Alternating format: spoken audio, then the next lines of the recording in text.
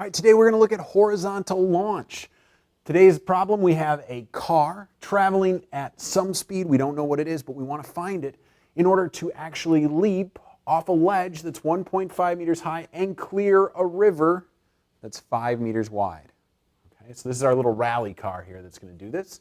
Horizontal launch problems. This is a horizontal launch because it's driving off a flat surface. So anything rolling off a table, sliding off a shelf, driving off a ledge that's flat, this is a horizontal launch problem. This means that our initial velocity in the y direction is 0, and our initial velocity in the x is all of the velocity.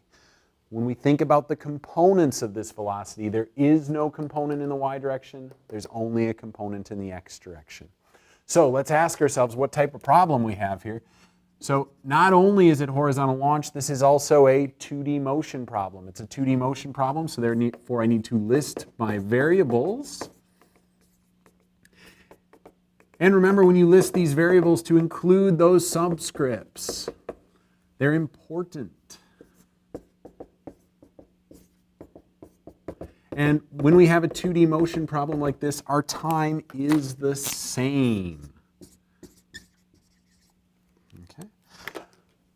The object is moving in the x direction and in free fall in the y. That also means I have projectile motion. So because I have projectile motion, which I'm going to abbreviate PM, my acceleration in the x direction is 0 meters per second squared. My acceleration in the y is negative 9.8 meters per second squared. When our acceleration is 0, that means that our velocity is constant. So these two values will be the same. It also means that I really only have one choice at kinematic equations, and that is number 2. So I have x is equal to x naught plus v naught xt plus there's no acceleration, so the 1/2 at squared goes away. All right.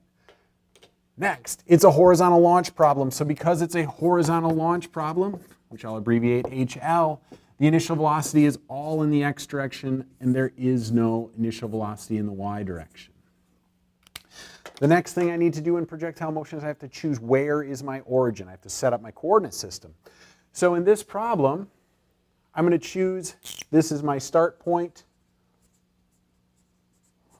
This is my end point. And the next thing I need to do is I need to choose where is x equals 0 and where is y equals 0. So I'm going to choose my leftmost point as x equals 0. So that means this is where x equals 0. So it starts at x equals 0. It ends at x equals 5 meters. And then I choose the lower of the 2 points as y equals 0. So that would be my end height. So this is y equals 0. So it ends at a height of 0. It starts at a height of 1.5 meters. Now, you don't have to choose left as x, 0, and down as y, 0, but that just gives us all positive values in our problem. All right. So this is what we've done so far. We've got all of our variables set up. Next thing we need to do is choose equations and solve. Okay? So a lot of times we're going to get a system of equations. We're going to have multiple variables, and so we'll have multiple equations to solve. Well, the easiest place to start is in the x direction.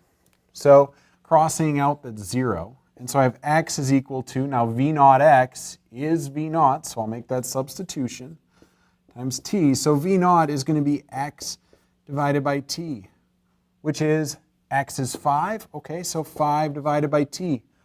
But I don't know what t is. So what you need to do is you need to use this idea that the time is the same in the x and y direction. So find the time somewhere else. If you can't find it in the x direction because you're limited to one equation, do it in the y. All right, so in the y direction, I want to find time. I don't know the final velocity. So I'm going to pick an equation without final velocity. That is equation number 2 again for us. So we get y is equal to y naught plus v naught yt plus 1/2 ayt squared. Again, please include those little subscript y's. This is not v naught. This is v naught y. Those are very different things. So in this case, that is 0. It also ends at a height of 0. So I'm left with 0 is equal to y naught plus 1/2 ayt squared. So all I need to do now is I know y naught, I know ay, I can find time, and then use that time over here to find v naught. All right, so let's do that. Let's move the y naught over. So I have negative y naught equals 1/2 ayt squared. Multiply by 2 to get rid of the 1/2. Divide by ay to get rid of the ay.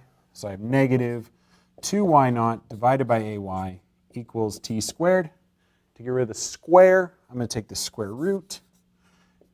And I'll plug in my numbers. So I get the square root of negative 2 times 1.5 divided by negative 9.8.